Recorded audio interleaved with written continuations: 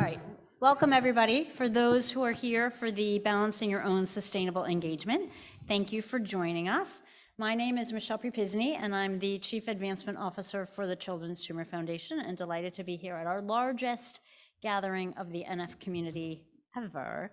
And I want to introduce our two panelists, and we want to make this relatively open as well. So make sure that you are engaging, and if you have a question, raise your hand. But I'm very excited to introduce our two speakers. So Pam Swenk, who is here all the way on my left. So I've known Pam for, gosh, I don't know, maybe like 20 years. And she's been in the, what I call voluntary health in the nonprofit world forever. She's worked in the breast cancer world. She's worked in National Multiple Sclerosis Society. She worked at LLS, which is where I've known her. And she's just incredibly passionate about volunteers and fundraising and giving back to the community.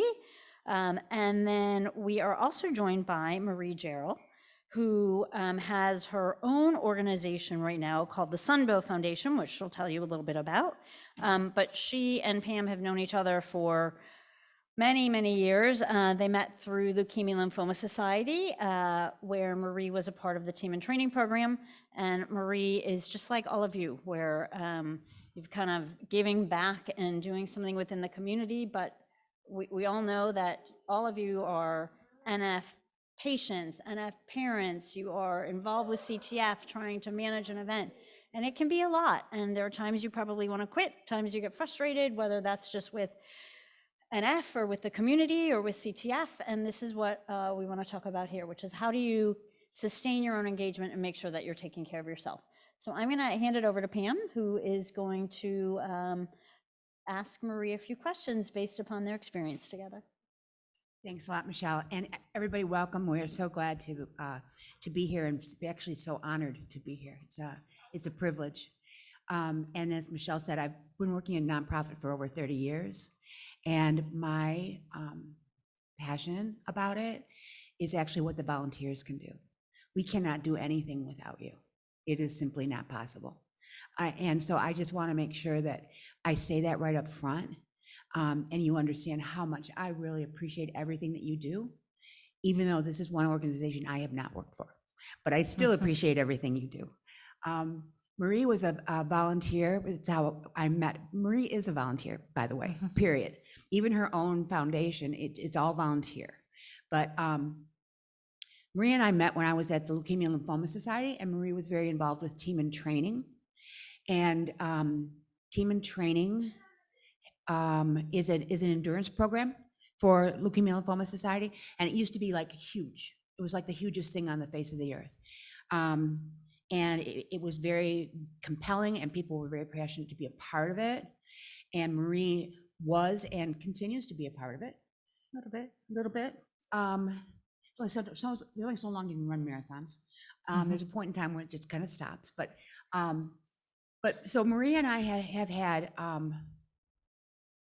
we've had ups and downs together. Personally, we haven't had ups and downs, but as we have gone through some of the things that we have gone through, especially all the changes that were happening with team and training, especially all the changes that were happening with staff, and pretty soon Marie was to the point where it's just like, I know this better than you do, and you're getting paid for this, and I'm not. And so there were some frustrations that happened. And it also, when I started at Leukemia Lymphoma Society, it was the beginning of 2009, which, as you may recall, like this, went way down. And so how do you sustain through that? How do you keep going, keep moving? So Marie, could you just talk a little bit about how you worked with team and training and what you did with it? And then we'll get some other questions out. Sure, of course. So team and training, if you don't know, is an endurance sports training fundraising arm.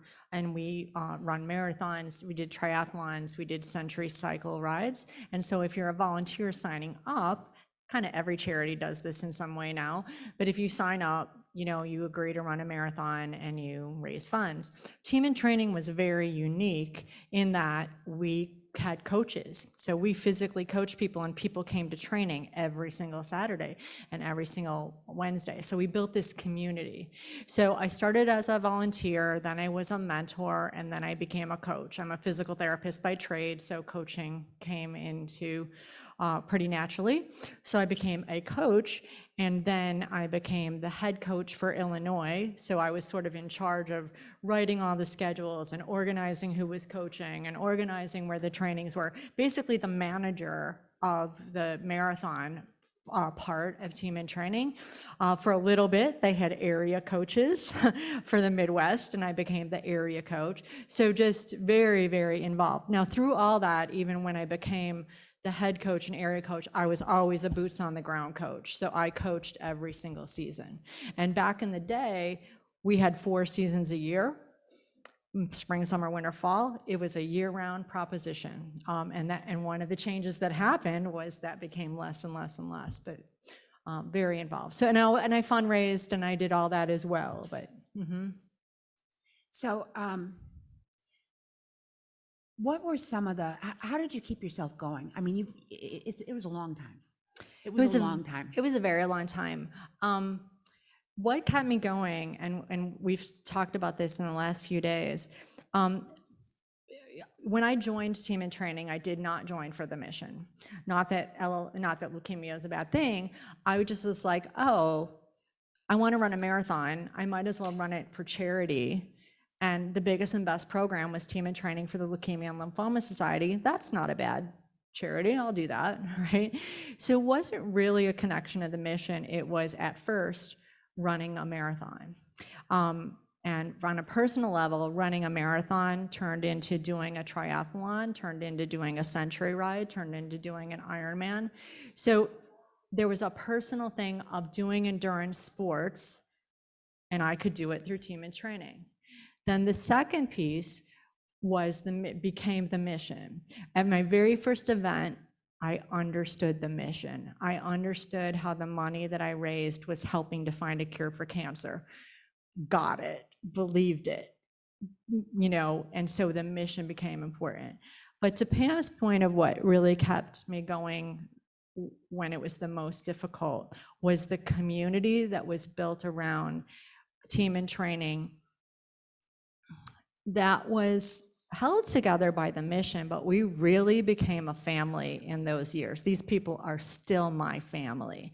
And so no matter how, and I had the honor and privilege and fun of coaching people to do their marathons for the first time. So some of it, when it became difficult, became removed from the organization a little bit, if that makes sense.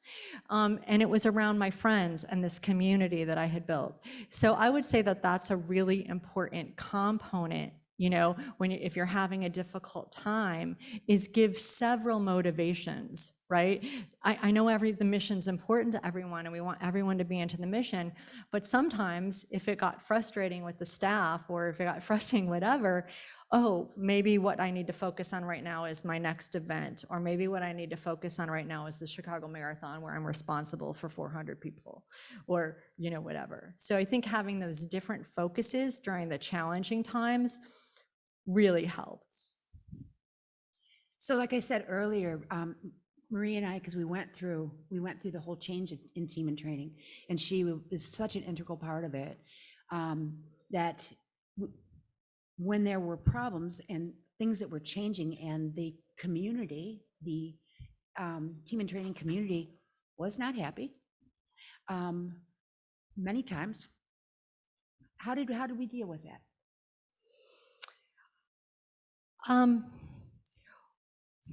Well, so there were different ways of dealing with it. The Team in Training did change a whole lot, and it had to change, frankly.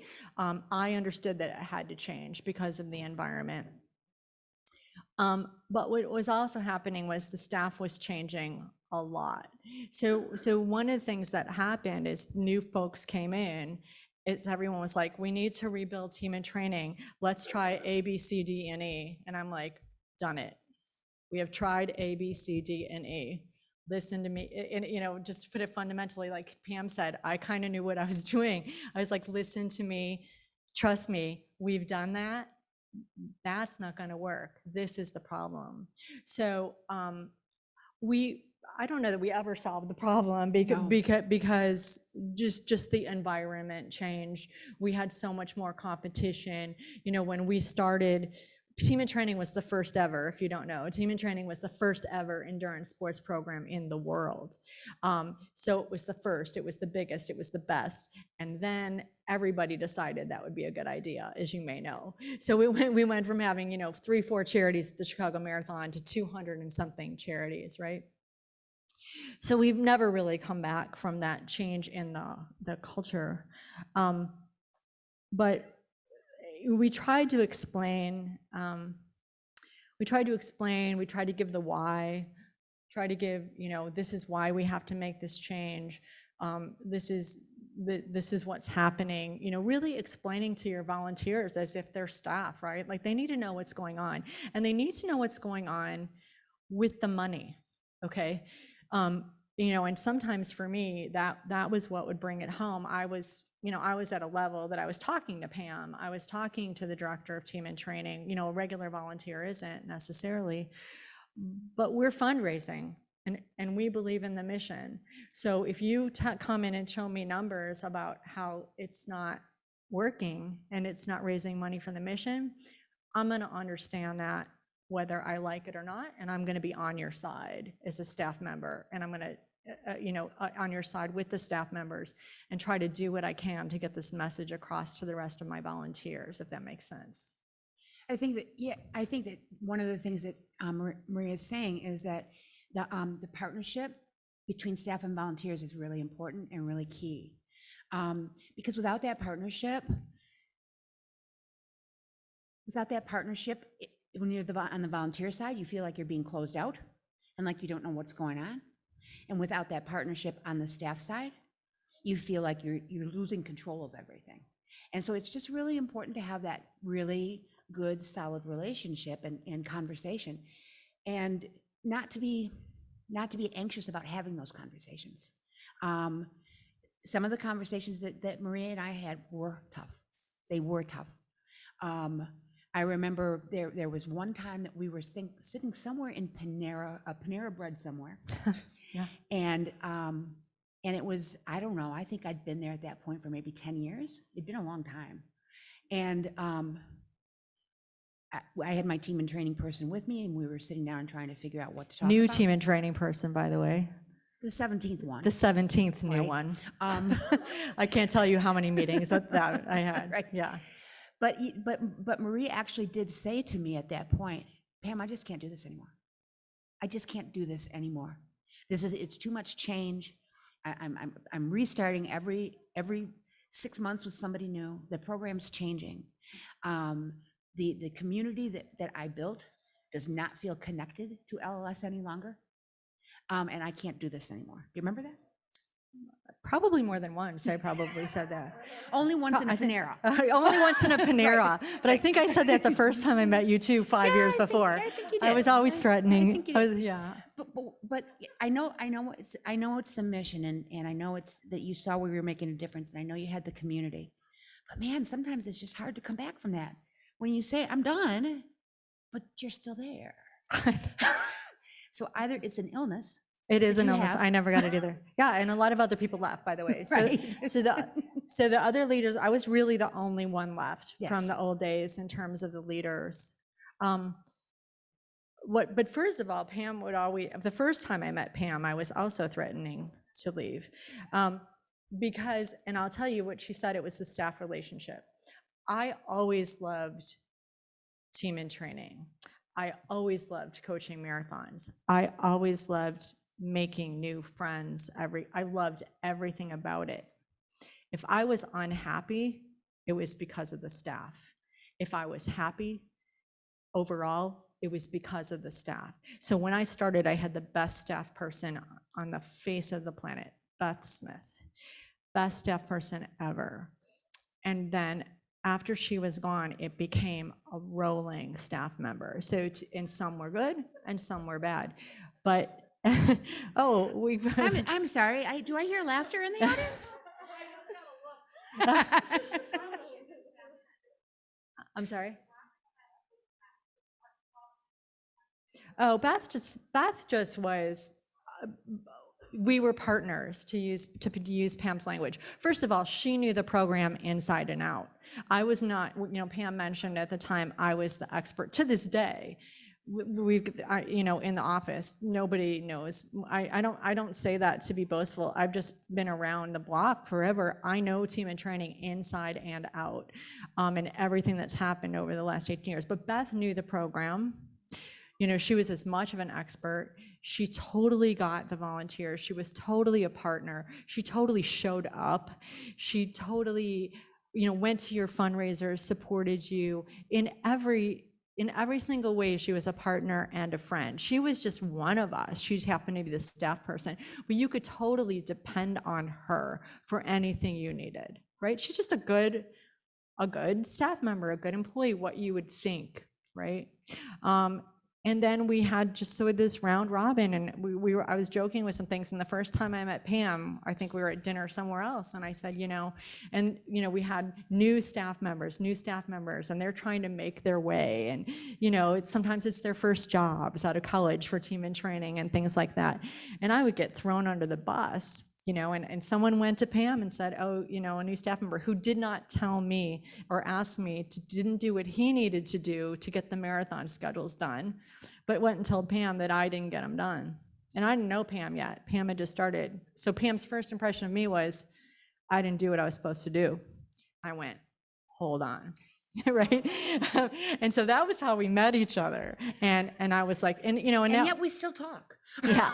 And it was, but what she did was, she's like, Maria, I promise you, I've got a new director coming in. And that was part of the thing that kept me along. I always believed in the next promise, but she's like, I got a new director coming on. And indeed, the next new director, Meg, was awesome. But I have a new person. The next person's going to be better. The next person's going to be better. That was one thing. That kept happening.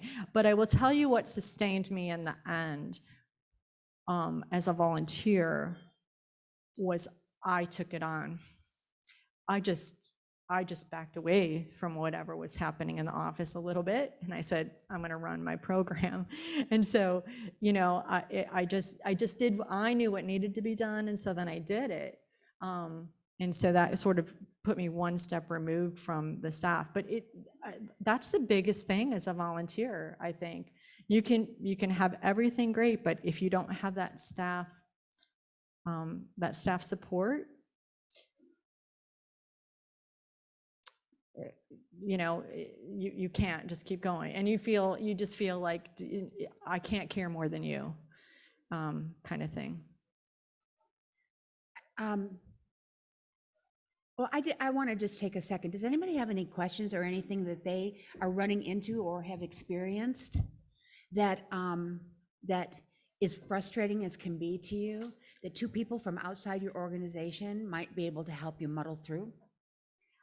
I can probably call him. I was actually reflecting. What happens here stays here, Yeah. right? Kristen, I won't give detail. I just want to reflect on a conversation that Kristen and I had recently, and you're talking about the difficult conversations to have, and Kristen had some really good feedback, and she was giving it, and we were maybe not listening to the way that she wanted us to listen, and I had to reflect on it, and I said, I respect everything you're saying, because you are a leader here in Chicago, and we as staff are not meeting your expectation, and that we need to take that back, and we need to realize that and hear it and reflect on that and then change that, because you're talking about being a volunteer leader. Staff are leaders, and it's all about that partnership and having that open conversation, because we can't afford to have anybody walk away, and we don't want that. We are the largest community of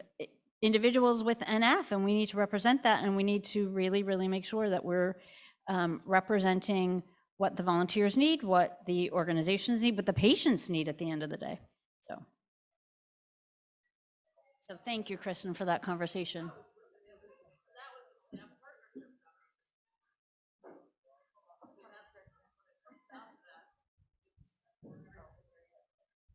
That was a staff partnership conversation.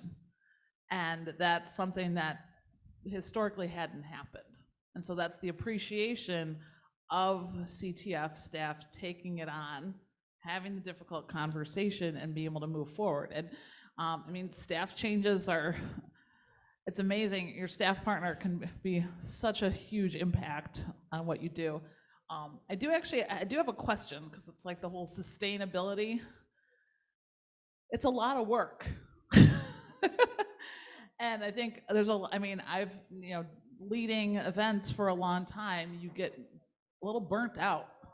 So just general tips, thoughts, how do you kind of keep that going? And do you recommend taking a break? How do you truly, that the topic of this is sustaining your, role? Yeah, it can definitely be. I mean, I would say in my heyday, it was at least a half-time job, Yes. right? It was at least 20 hours a week, Yes. minimum. More, really, when you get into the long trainings for marathons and you got to organize them and you got to be there. And for sure, it is a lot of work.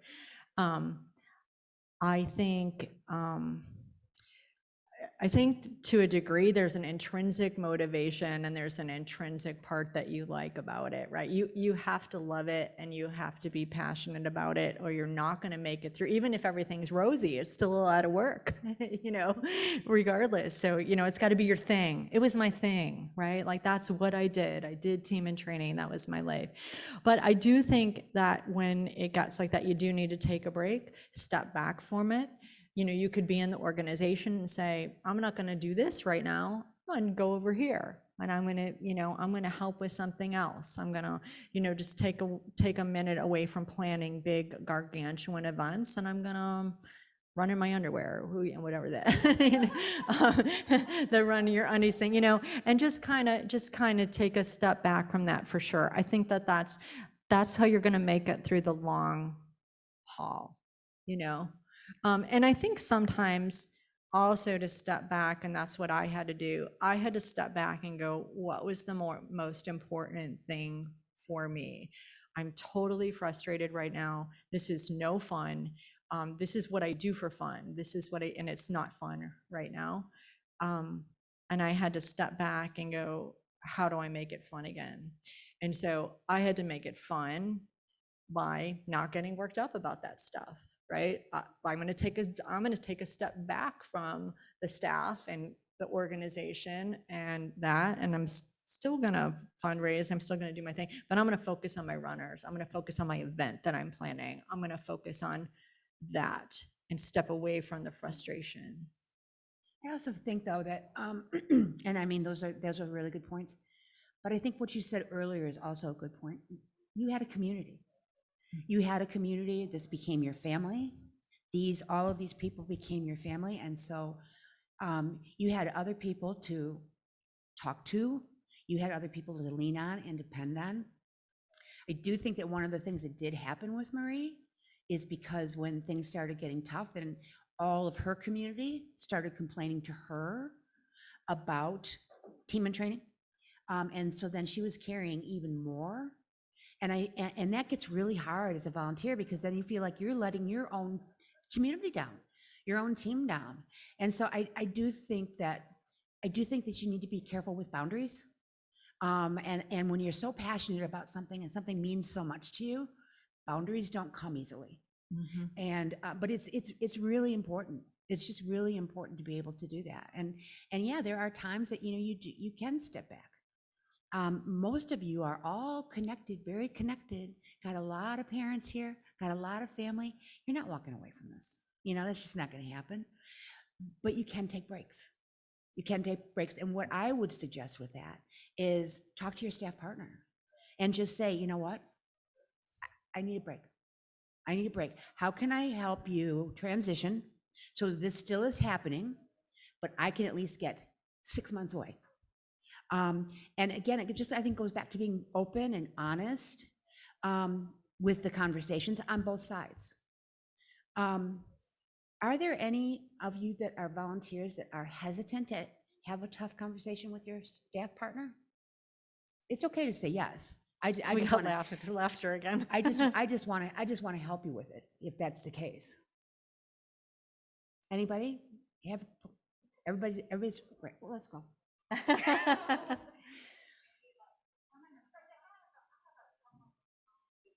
I don't think your mic's on.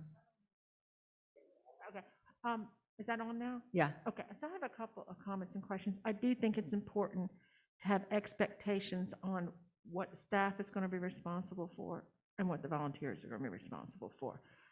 You know, because I sometimes feel sorry for the staff because I feel like they're bombarded and there's only so many and they can't spread themselves, so far out. And the other question I have is, over the years, how did you help build the community? Because the only way to keep it going, and then of course for people who are in it long term, the goal is to bring fresh ideas in, bring new people in, keep it going.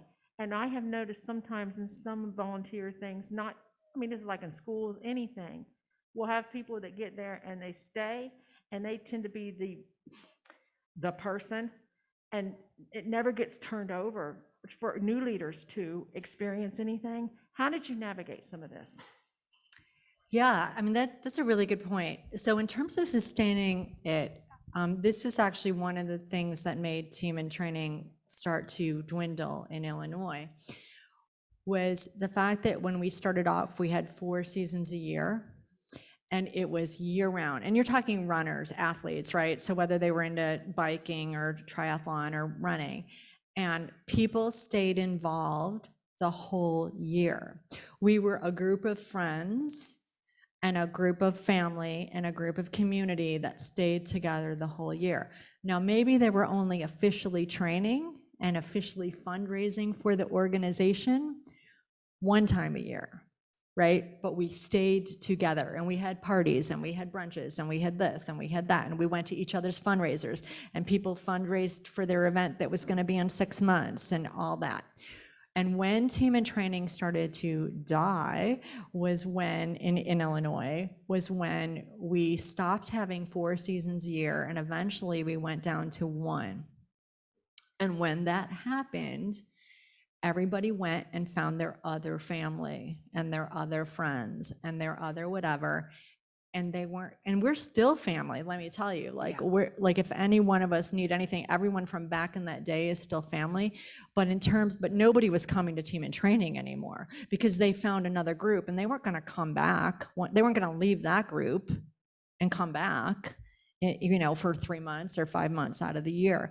So my first suggestion would be, if you can think of something, it doesn't have to always be fundraising mission, but if you can think of a way to maintain a community all the time and keep people around all the time, and they can jump in when those things happen, I think that's really important. And I forgot your second question. Oh, how did we build it?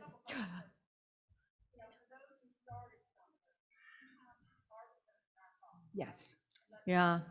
Well, we didn't build it. That's part of the problem. It became very hard to build for a variety of reasons. So for a long time, it was word of mouth. Like, oh my God, I had team and training. I had the best experience. I'm going to bring in 5 of my friends, right? And you get a certain amount of people who their dad was diagnosed with leukemia, and so you had a few people come in. But one of the things that never quite got, and again, and back in the day, it was marketing, and we had info sessions, and we had, ads in Fleet Feet, and we had partnerships with Athletic Co. And, it was just a bigger operation, right? And then when it started to dwindle, we never figured it out. But I will say this has been my suggestion, hasn't really happened yet, is to consider how long you've been with the organization and consider your age.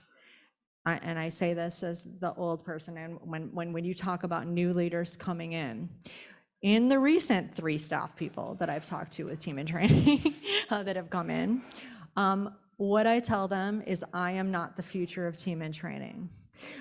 So even though this has been my life and my love and my passion and my everything, and I miss it, I miss the way it was, it shouldn't go back to the way it was. It's not the same world.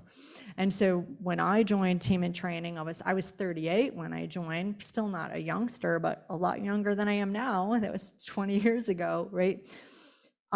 And basically, all of the most dedicated volunteers were not in Team in Training, were not the future of Team in Training. And that's who they kept asking. That's who they kept asking, how do we build the program? What do you want us to do? What should we do? And all of them said, you need to make it the way it was. You need to build it. You need to bring it back. You need to bring back Team in Training. That's not coming back. Who do you need to ask? You need to ask all of the people who signed up for the Chicago Marathon and fundraised for you but didn't come to training. You need to ask, what motivated you? Why didn't you come to training? What would you like? Right? So I would, when you talk about future leaders, I would embrace that new world, because that new world involves technology in a different way. It involves a different social structure in a different way, right? So things that worked even 10 years ago, it's a different, we all know this intrinsically, right? But if we've all been involved for 10 years, we have that 10-year ago mindset, right? And we need to ask some of these kids and younger folks that want to get involved, because they're going to be the future. And maybe the future is something on Twitter, like, what I'm saying? Twitter's probably even old. I don't even know. But do you know what I'm saying? Because like one of the suggestions I had was, maybe it's not training every Saturday, because these people do not seem to want to get up at training on Saturday. Maybe it's meeting at a bar every Wednesday night. Maybe that's how you build that community in this community, right? So I don't know that we've solved that problem, but that would be my suggestion, is don't ask everyone who's been around. Ask some people who just joined. Ask some people who haven't joined. Ask some people who donated money but haven't done a campaign. Why aren't you involved? What's stopping you from being a volunteer? What are you, ask them, would be my suggestion. So I think we have time for just about one more question. It's 12:56, and I think the next session starts at 1 o'clock. And the next session, well, there is a session that's coming up, the empowerment session on how to build community. That's in Montreux 1 and 2 at 1 o'clock, in case anybody's interested. Are there any last questions for Pam and Marie? All right. Thank you both very, very Well, much. we thank you so much. Thank you. You guys are Thanks the for the ones that make it opportunity. happen, so thank you. Thank you. And they'll be on other panels, and Pam is speaking about how to make donors lifetime donors. So that's going to be a great one. She is one of the best fundraisers I've ever met in my entire life. So please make sure that you join that session.